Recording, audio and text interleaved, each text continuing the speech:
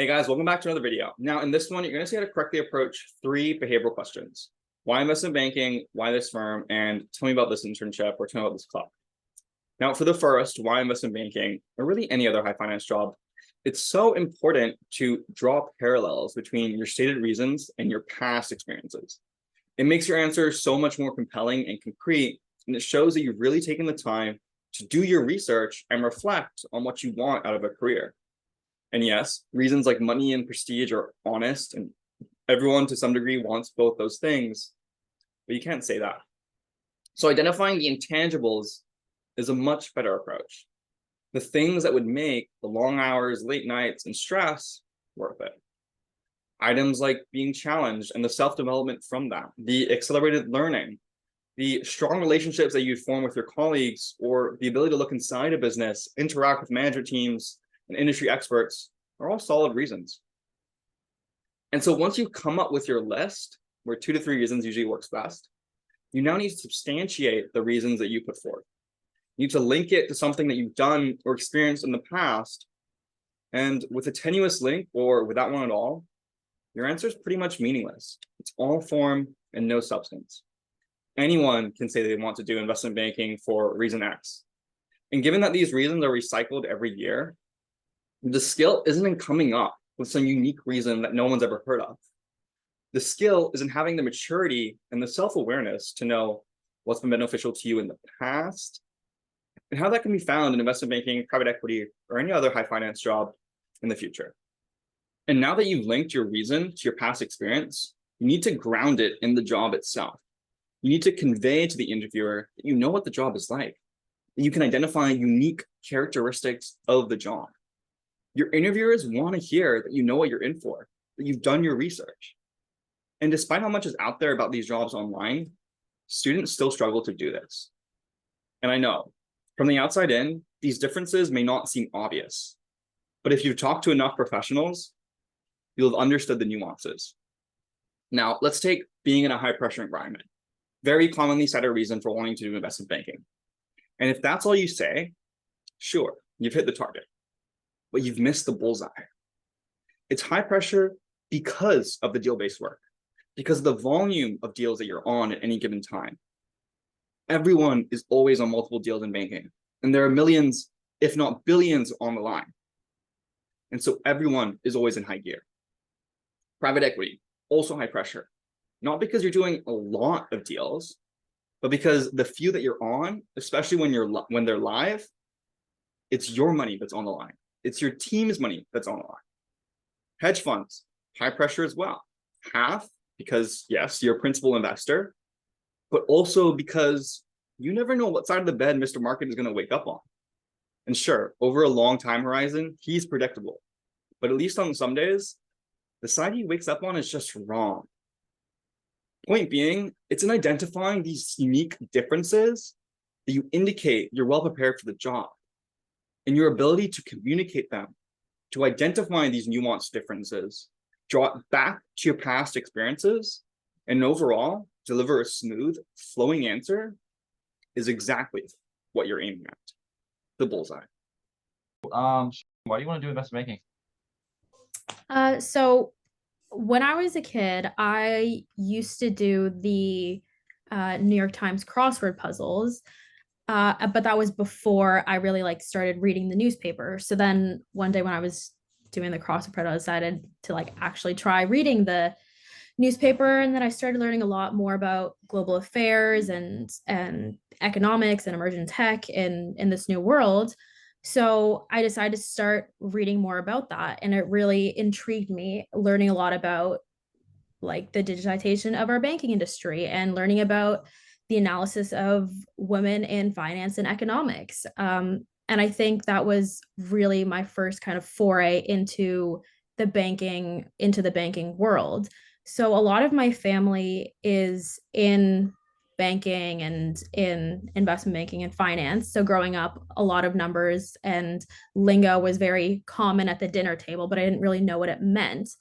So I really wanted to read and kind of learn what exactly that was and what that meant. And once I started reading and learning it, it really made me curious. It made me want to learn more. So I started reading, I started learning. There was this one very particular um, paper that a professor of mine wrote last year that I found was really interesting. It was about women in finance and how they compared to men in finance. And I think that was kind of the last, I don't know what the analogy is, the last like nail in the Nail in the coffin.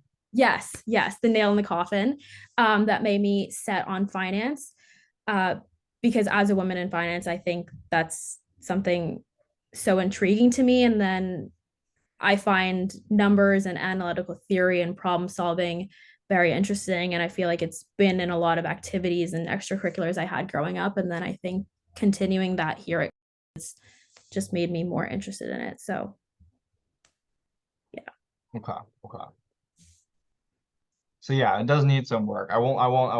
I won't lie. Because it's like, this is more like how you got interested in investment banking and less like why you want to do investment banking, if that makes sense. okay. Right. So like why you want to do it should be particular things of the job that you want to experience or you look forward to, Okay. rather than like how you got to know about investment banking. So Okay. an easy way to turn your thing around is like, so like, one thing that should be about banking is the ability to work with companies at very pivotal points in their life cycle, right? Mhm. Being able to work with them on big deals, mergers, acquisitions, cap raises, divestitures is something that really interests me. And it's honestly something that first caught my eye about investment banking. Growing up, I'd read the New York Times a lot because I do the crossword puzzle all the time. And I'd see all these transactions on the newspaper, never really know what they are. But once I started reading about them, I realized, they were so interesting. They had different, strategic rationale with different parties involved, and always seemed sort of like a investigation I had to do to figure out, why these companies were doing what they were doing. So I think that aspect of banking really interests me. I think the second would be, and then we have to draw in something else. So like you can bring in your family and what they said about investment banking. So yeah, talking to my parents, they would always say like how fast paced the office was and how high pressure it was. And so that's something that I really enjoy, because in high school, and because I know that it teaches you a lot and you really experience and develop a lot as a person when you go through them. So in high school, being part of the robotics club, being part of, synchronized dance competitive team, as well as doing courses and applying to universities, spreading myself that thin was painful sometimes, but I learned so much. And I felt like I learned twice as fast in those 2 years than I would have learned had I just done one or two things throughout my high school. And so I really look forward to putting myself in that environment again, so I can accelerate that learning, but also build really tight bonds with people around me. Because I think that high pressure environment is what fosters the tightest bonds. That kind of thing. You know what I mean? So Yeah. yeah, it's like you have examples, but like we just need to like repackage them, if that makes sense. Okay. Why investment banking? I want to do investment banking for a number of reasons. Firstly, I have a genuine interest and passion in the financial markets, as I've subscribed to the Financial Times and the Wall Street Journal for a few years now. I'm someone who is motivated and driven to succeed and always complete the task at hand. I'm relentless when it comes to my hard work, which is a trait that I feel will stand me in good stead in the world of corporate finance and investment banking. I am someone who loves to tackle new challenges and to solve problems, which is something that I encounter daily at university, as well as in another one of my hobbies, which is playing chess. Communication and interpersonal skills are one of my strongest skills because I have worked in the hospitality industry for a few years now, which has required me to effectively communicate both with clients and teammates. And finally, I am someone who thrives under pressure, which I believe will stand me in good stead to succeed and perform well in a fast-paced environment such as investment banking. Okay. So the question that you were answering was, why do you think you're good for investment banking? But the question that was asked, and what will always be asked, is, why do you want to do investment banking? Do you know what I mean? Right? So like you were telling me all these things that you did and that you liked, or that you thought you were good at, but you didn't actually tell me anything unique to investment banking, if you get what I mean. Right? Yeah. You said that you thrive under pressure. Great. Hedge funds have pressure, right? When you're on a deal to a private equity firm, there's pressure, right? So what exactly is unique about investment banking that you like? And that's what you need to identify. You were correct to draw things back to your experiences, but you were incorrect in not identifying the unique things about investment banking. So the question is really more like, why do you want to do investment banking out of all these other things? And so the one finance thing that you mentioned, reading the stuff, being interested in the financial markets, unfortunately in investment banking, you're not really like looking at the markets on a daily basis, right? You're Yeah. looking at deals. And to some extent, yeah, the markets affect deals, but like if you like the market, you should be a trader. You know what I mean? So Yeah. something more like, and I'll just take what you gave me and like basically make an answer. Yeah, no, great question. I think there are three main reasons why I want to do investment banking. I think one would be the high pressure environment. I think two would be the people in banking, and three would just be, you know, the ability to look inside a business and really get to see its inner functions, how it works. So on the first, the high pressure environment, you know, I've worked in, you know, customer service environment, you know, for 2 years, and I always realized that I learned a ton in those environments. Although it was stressful, though it was painful sometimes, I realized that like spreading myself thin makes me really develop as a person. That's certainly something I want to do in banking. It's certainly something I'll experience from the volume of deals we'll be working on, the long nights I'll be working. I think second, the people in banking. I think banking attracts a certain type of person. And you know, throughout university, I've worked in multiple different group projects, and I feel like staying up until 2 a.m., grinding with my teammates, learning from them, being motivated by them is something I certainly want to do in my career. And I think the mentorship that I receive in banking for people above me, but also beside me, is something I really look forward to. And I think third, right, the ability to look inside a bit. I think with the volume of deals, the different types of business I'll look at, the different industries I'll look at, as well as being able to hop on calls with management, with industry experts, will give me a really good idea of where in finance I want to be. And I think investment banking provides that optionality by helping me learn about M&A and learning about different business and industries. So for these three reasons, I want to do investment banking. But do you see how like I basically took the things you wanted to do and then like you tied that back to investment banking, right? Now onto why this firm. So most students get this answer wrong by talking about something very superficial, by not going a layer deeper. And examples of the wrong answers are the firm's recent financial performance, an investment bank's total transaction value, or a private equity firm's fund performance, a company's ESG policies or DI initiatives and how those are generally positive.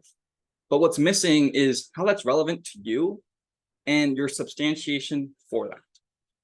And if you really think about it, in terms of how it's relevant to you, the financial performance of the firm only indicates the level of expertise there and the extent of professional development that you'd experience by being there. The ESG policies or DI initiatives only relate to the culture at the firm and how open, pleasant, or helpful it is.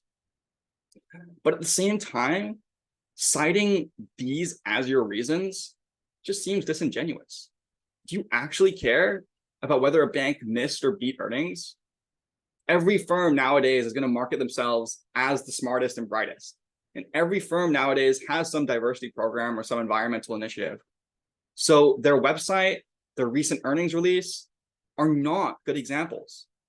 What are good examples are your conversations that you've had with the people there. No one can refute how you felt during that conversation, how well you jived with Bob and Joe, and what they each said about their experience there. So use those conversations as your example, and then cut straight to the point about how, based on those conversations, you were drawn to the firm, and what they said about the work that they've been doing excited you with regards to how much you're going to learn. Firms want thoughtful candidates, ones who are focused on meaningful things, who care about their personal and professional development, and who've gone the extra mile to validate the extent of this development at the firms they're applying to, by getting it right from the horse's mouth, the people who are at these firms. So focus on culture and learning as your reasons, the conversations with employees there as your substantiation, and how you felt or what they said during those conversations as the unique characteristic of that firm.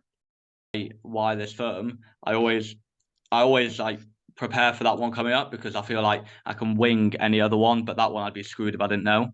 So the why this firm, I always do five points that kind of lead into each other. So I always start off with, I talk about I try and twist it. Normally the bank I'm applying to does have some excellent Q2 results, but or H1. So I try and twist it if it doesn't. So I introduce that. Then I talk about kind of its client outreach, so how many countries it's working to, and then saying that and like the services it offers, and then with that, how it would give me invaluable exposure to, I guess, a load of different markets, clients, and industries. Then I'll talk about diversity and kind of an initiative that is introduced and why that's good for me. Sustainability initiative, why that's good for me. And then I am with how I relate to one of their core values and why. Yeah, I mean, I think that's good. I think, yeah, the key thing is to draw it back to you, right? You don't want to be, the question is not I draw all of it. I draw back to me. Yeah, I would say like the first one about the earnings, like definitely leave that out. Just because like, you know, they're gonna miss, they're gonna beat. And at the end of the day, like their performance is not what you're looking at, right? Like it's more the learning that you get there, the people that are there and everything like that. And so when you say that kind of thing, it's just clear that you're that like that's just disingenuous, right? Because it's like even if like a bank was like, you know, missed earnings by 13% and that was your only offer, you'd still work there, right? So at the end of the day, like it's not something that would be relevant to you anyways. And so when you do say that, it makes you sound, yeah, dishonest, that you're just trying to pull something out of thin air. And so, yeah, I would refrain from doing anything that can be taken off the corporate website just because like anyone can do that, right? So what would you say in a why this firm? Always talk to one person at the firm. And then you can be like, oh, I talked to Joe. Conversation was amazing. Better than any other banker I was speaking to. And I think that speaks to the culture at this firm. And he told me all about the learning opportunities, the mentorship, the real stress on mentorship at the firm. And I think as a person who's looking to just learn as much as I can in my career, this is the place that I want to be. Now, the second reason is going to be something unique to them. So that's, yeah, you could draw on the value, draw on something else, perhaps sustainability initiative. But again, like, do you really care about their sustainability? Like, you know, how strong of a point is that, right? And so I would really more think about, okay, like, what is their internship program like? What sectors do they deal with? What products do they offer? The geography is one of them, right? Because maybe, I don't know, you have family somewhere, so like down the road, you know, I certainly like to live there, something like that. Or maybe they have, you know, it's one of their satellite offices, but you want to work at that office. That can be another reason, right? So it's like, think about the things that are really strong for a 22-year-old. Family, moving their career forward, right? I don't know, like the learning, the mentorship they get, the people they work with, the type of program, the industry focus they have, all that, right? Not the ESG, not the earnings, not that stuff. Because like, right? You know what I mean, right? Why do you want to join JP Morgan? I want to join JP Morgan because obviously it's, well, number one, it's obviously a legendary bank. Okay, no, don't lead with that. Don't lead with that. No. Lead with Yeah, okay. Should I talk about the people first? yes, the culture, yeah. So the people, yeah. So Yeah. I've managed to talk to these people and they were all like this, super pleasant. I think that speaks to the nature of, you know, the JP Morgan Toronto office. And then, you know, helpful, blah, blah, blah. To stress the culture of mentorship and like as someone really eager to learn more, right? This is the perfect place for me to start my career. Mm-hmm. Yeah. So just reread that behavioral guide if you can, because like just to refresh on the frameworks. Yeah, great question. I want to join JP Morgan because of the culture. I was able to connect with Joel and Jane leading up to this interview, and they've both been extremely helpful, and I've really enjoyed talking to both of them. It would be very exciting to be able to work with such intelligent and start of my career. And I know from talking to Joel, there's a great training and mentorship program within JP Morgan, which I believe is what makes JP Morgan stand out among other institutions. So like Elaborate on okay, it's okay. So the standout part is the conversations, right? Because that's something that you've had with other banks, right? All banks have training programs. All banks love to say they have mentorship, but it's the conversation you had that makes it stand out, right? So it's like, yeah. So one reason would be the people and the culture. You know, I've talked to, and they were incredibly pleasant. They were so patient with me and very, very willing to help out with any questions that I had. Jack has gone the extra mile and answered a lot more of my questions even off of the calls, and that's something that I really appreciate. And I think this speaks to the culture at the Toronto office and is something that I can really see myself working in. Also stressed the large emphasis that JP Morgan has on training and development, but also this culture of mentorship in the office. And so someone really eager to learn more, that's something that really excites me. And I know that this is the perfect place for me to be. In a recent LinkedIn post, I wrote about how you should speak to resume experiences generally. That is, how to answer the question, tell me about this experience, internship or club. And the general takeaway is that rather than spending a couple of paragraphs outlining your general duties at a firm or club, spend 2 to 3 sentences on the outline and then go right into a specific project or deal. If you think about it, interviewers usually ask this question to test if what you wrote on your resume is true, to test if you can actually communicate what you learned there.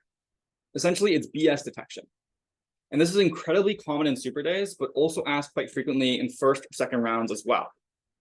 And the problem that students run into when they use the conventional approach is that interviewers will ask a follow-up question about one of the activities that they mentioned in their outline that they know relatively less about. And then now they don't look like a great candidate. And so to mitigate this, 1, prepare better, but 2, use the approach I outlined. This way you address both the BS detection and the follow-up at the same time. And if your answer is coherent, thoughtful, and intelligent, you'll really stand out. Either way, you should know everything on your resume like the back of your hand, so it shouldn't matter what they pick.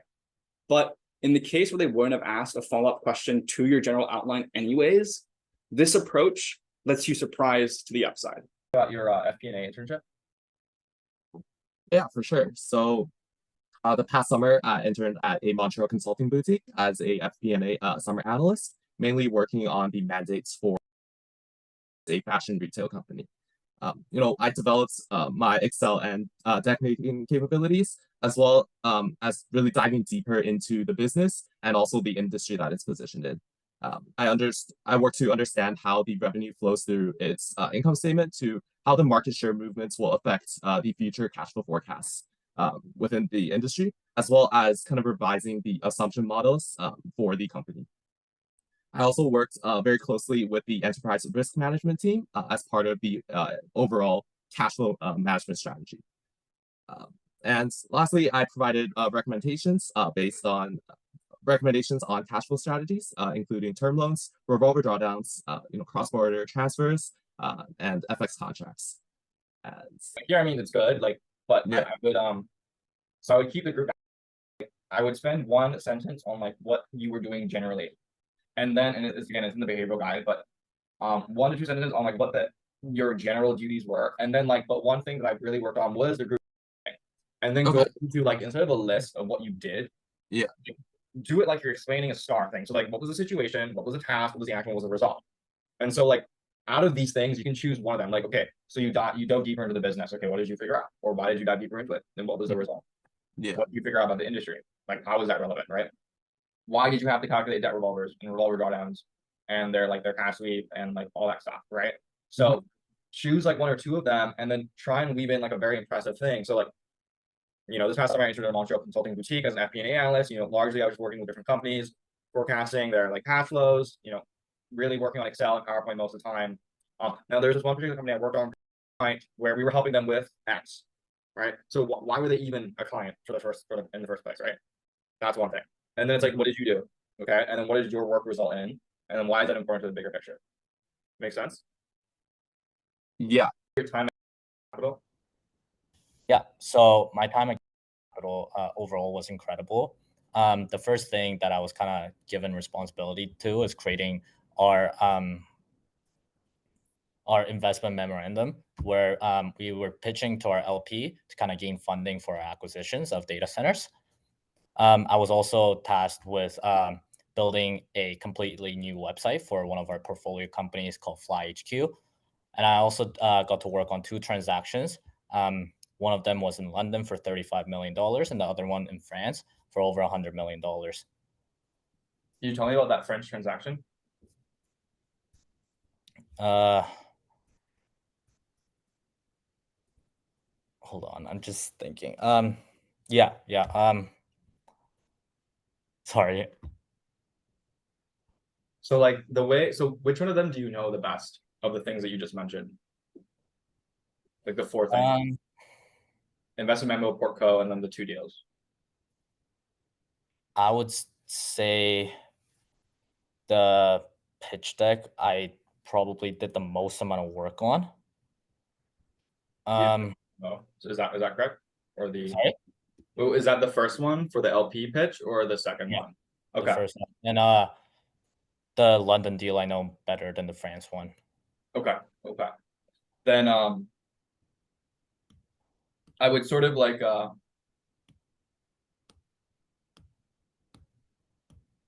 way that you set it up is gonna be Yeah. like, yeah, so it was great, like sort of the one sentence like you did, like just contextualizing it. And then in particular, I worked very heavily on investment memo for an LP, as well as this and this, especially on this British deal.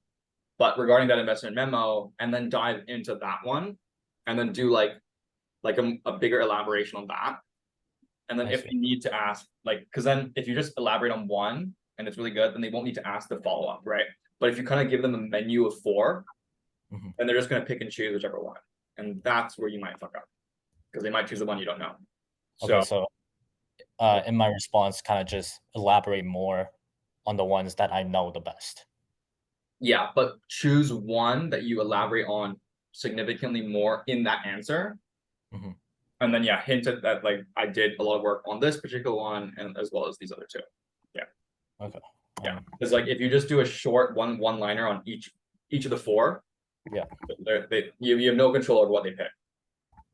I see. What do you do at Student Investor Group? Student Investors Group. I am a senior analyst on the TMT team.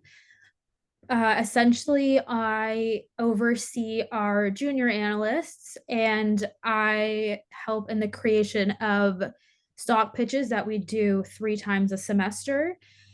So we have a stock pitch coming up right now, and we're doing Broadcom as our company because it's a really big company within the TMT space right now, and they're actually just finished going through an M&A, I believe. So we felt like it was really prudent to talk about that company, but essentially we just do stock pitches throughout the year. And at the end of each semester, we present to a panel of business professionals and we get their feedback. Okay, good. We just need to reformat it. So it's gonna be like more like investor group. So first we do pitches 3 times a term, right? I'm part of this team where we teach this kind of thing. Now through the club, I've learned a ton about valuation techniques, about business analysis, about researching companies. That's something that I've really enjoyed. And honestly, one company that we're looking at right now is Broadcom, and then you dive into the pitch, Okay. and that would be it. Like Okay. you do like a mini stock pitch. So like the Okay. formula for the resume experiences is like 1, 2, or 3 sentences describing like overall what it is, general description. So I think I forgot to add in like talking to the panel of professionals. But probably 2 sentences and then a specific project that's like impressive. And so like similar to what you said, yeah. So one company we're doing is Broadcom right now. And something that I've found really interesting is that and they just completed an acquisition of this particular company, and it's really interesting because of this, blah blah blah. So like that is a great way to show like how you think as a banker, because like honestly it's a great one because Broadcom, why did you choose Broadcom? Something's happening in the tech space. Okay, cool. And then you draw that to their M&A, like their merger or acquisition, and then you can talk about that deal. And it's literally, yeah, you get like a lot of room to talk about like these things. You get what I mean? So to really show your analytical abilities. Does that make sense? Okay. Yeah.